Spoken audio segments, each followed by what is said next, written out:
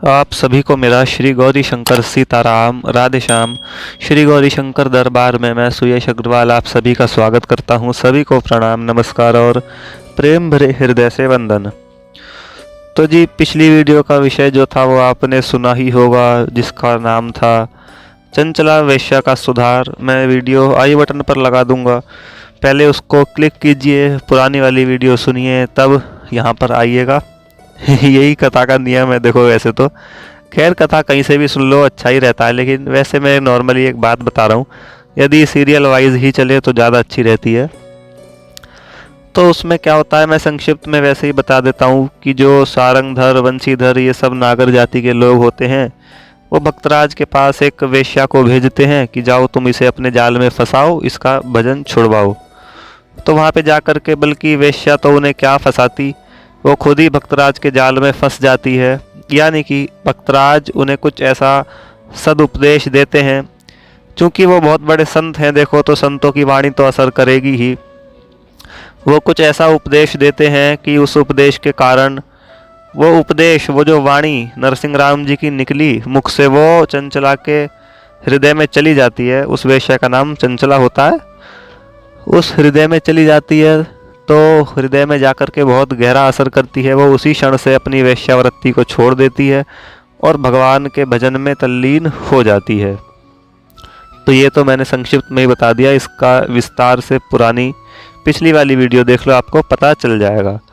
तो चलिए अब इस वीडियो के प्रसंग पर आते हैं। इसका नाम है भक्तराज की एक और कसौटी, यानी कि भगवान का एक और परीक्षा स्वरूप, एक तरीके से आप मान लो।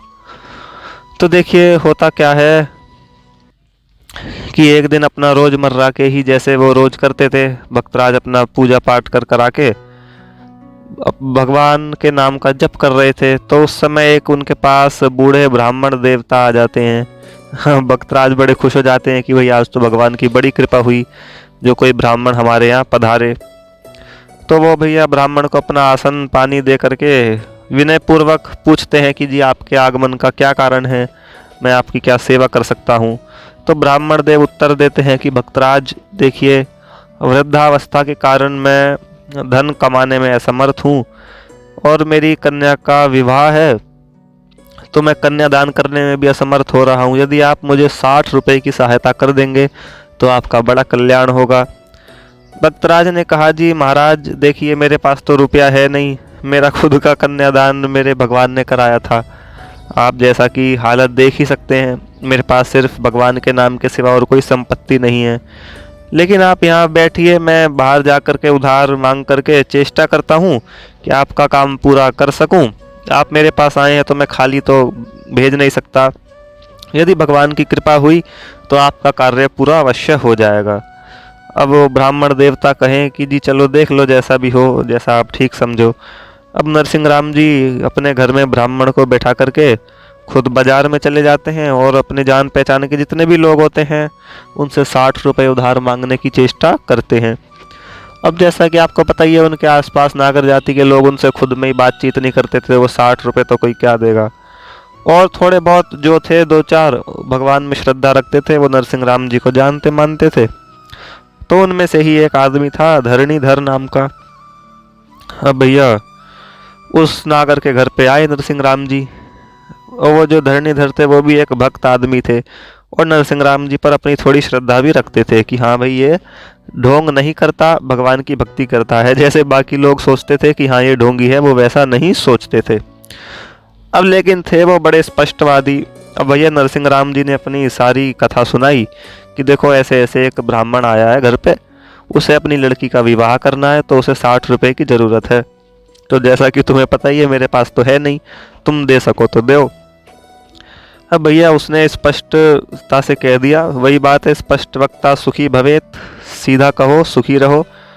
उन्होंने कहा, जी देखो नरसिंह राम जी, वैसे तो मुझे आपको रुपया देने में कोई दिक्कत नहीं है, लेकिन रुपए पैसे का मामला थोड़ा अलग होता है। तो केवल ऐसे ही मैं आपके ऊपर विश्वास रखकर कोई 60 रुपये तो दे नहीं सकता। यदि आप कुछ मेरे पास गिरवी रख दें तो ये सही रहेगा। अब भक्तराज ने विचार किया कि भाई गिरवी कुछ हो तो तब तो रखूं, जब मेरे पास कुछ है ही नहीं तो गिरवी भी मैं क्या रखूंगा।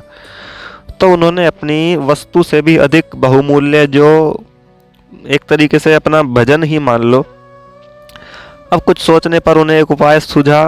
भक्तराज ने कहा, मेरे पास अपनी सबसे प्रिय वस्तु है केदार राग। भगवान का आह्वान मैं इसी राग के द्वारा किया करता हूँ। सुर, राग, ताल, ये सब तो आपको पता ही होगा, संगीत की श्रेणी में आते हैं। ये सब लय बना करके गाए जाते हैं। भगवान का भजन हो या कुछ भी हो, खैर इन्हीं सब रागों के द्वारा होता है।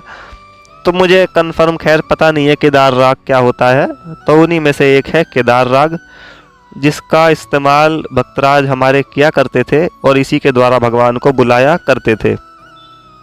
अब भक्तराज बोले, भाई मामला तो थोड़ा टेढ़ा है, अब इस राग के बिना मैं भगवान को बुला भी नहीं सकता, क्योंकि देखो उनकी जुबान पर ये केदार राग ही होता था हमेशा। जो भी पद बनाते थे वो केदार राग में ही बनाते थे भगवान के, उसी के कारण भगवान रीझते थे और भगवान फिर आ जाते थे। ऐसी बात नहीं है कि भगवान केदार राग से ही रीझते हैं, मेरा कहने का मतलब था कि भक्तराज की जुबान पर केदार राग ही चढ़ा हुआ था। तो वो भक्तराज कहते हैं कि देखो ये राग मेरे लिए बहुत बहुमूल्य है, किसी वस्तु से भी ज़्यादा मूल्य है, क्योंकि इससे मेरे भगवान मेरे पास आते हैं। अब यदि आप इसे गिरवी रखना उत्तम समझो तो ठीक है, तो फिर मुझे दे दो। अब धरणीधर सोचे, मतलब वो उन्हें जानता था कि भैया नरसिंह राम जी केदार राग से ही भगवान को बुलाते हैं और ये उनके लिए बहुत ही ज़्यादा बहुमूल्य वस्तु है। तो नरसिंह राम जी कहें कि देखो जी, इसके अलावा मेरे पास और कोई दूसरी वस्तु तो है नहीं, हाँ बोलो या ना बोलो।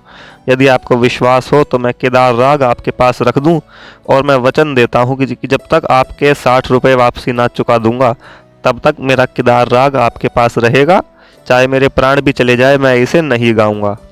और नहीं गाऊंगा क्या क्या मतलब है, भगवान उनके पास नहीं आएंगे, क्योंकि उन्हें कोई और राग उन्हें सीखा ही नहीं था उन्होंने। अब भैया धरणीधर को पता था कि केदार राग भक्तराज के लिए बहुत आवश्यक है, वो तुरंत तैयार हो गए। भक्तराज ने उन्हें एक आशय का, मतलब एक तरीके से प्रतिज्ञा पत्र सा लिख करके दे दिया कि मैं भगवान को साक्षी मानकर कहता हूँ कि जब तक मैं धरणीधर जी को 60 रुपये ना चुका दूंगा तब तक केदार राग नहीं गाऊंगा। प्रतिज्ञा पत्र को लेकर के धरणीधर ने 60 रुपये भक्तराज को दे दिए। भक्तराज बड़ी प्रसन्नता के साथ रुपए लेकर के आए और उन्होंने ब्राह्मण को सब रुपए समर्पित कर दिए। ब्राह्मण भक्तराज को हार्दिक आशीर्वाद देकर के विदा हुआ। भक्तराज अपनी इस कसौटी पर भी खरे उतरे। तो देखिए, वीडियो का प्रसंग इतना ही था। इसका मतलब क्या हुआ, बड़ी छोटी सी वीडियो थी, मैंने इसीलिए इसको अलग विषय में लिया था कि इसके टॉपिक पर अलग ही वीडियो बनाऊंगा। भगवान ये देखते हैं कि ये अपनी सबसे प्रियतम जो वस्तु है वो क्या क्या दे सकता है मेरे लिए। ये क्या पता, हो सकता है वो ब्राह्मण स्वरूप में स्वयं भगवान ही हो। भाई भगवान परीक्षा स्वरूप में देखते हैं ना कि ये कितना त्यागी है, कितना संसार के भोग वस्तुओं को छोड़ सकता है। अब नरसिंह राम जी के लिए भोग वस्तुओं की तो कोई बात है ही नहीं, क्योंकि उनके पास थी ही नहीं, तो वो त्याग क्या करेंगे। भगवान ने ये देखा कि क्या ये किसी, मतलब जो एक तरीके से निर्धन, मान लो ब्राह्मण जो थे उनके पास निर्धन ही थे, जब पैसे नहीं थे, तो भगवान ने देखा कि क्या ये अपनी ये चीज़ भी दे करके किसी की सेवा कर सकता है कि नहीं। तो भक्तराज अपनी इस कसौटी पर भी खरे उतरे। उन्होंने अपना जो सबसे प्रिय भजन की धुन होती है केदार राग, ऐसा ही मान लो, वो भी किसी को उधार पर दे दिया और किसी एक असहाय की सहायता करी। तो देखो भगवान की दृष्टि में साधु संतों की, भक्तों की सेवा का कितना मूल्य है, आप इस वीडियो से समझ ही सकते हैं। खैर, इससे आगे का प्रसंग अगली वीडियो में। इतने सभी को आनंद मंगल सहित श्री गौरी शंकर सीताराम, राधे श्याम।